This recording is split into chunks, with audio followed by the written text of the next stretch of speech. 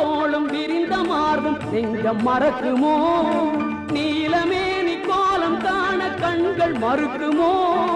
நிமிர்ந்த தோளும் விரிந்த மார்பும் நெஞ்சம் மறக்குமோ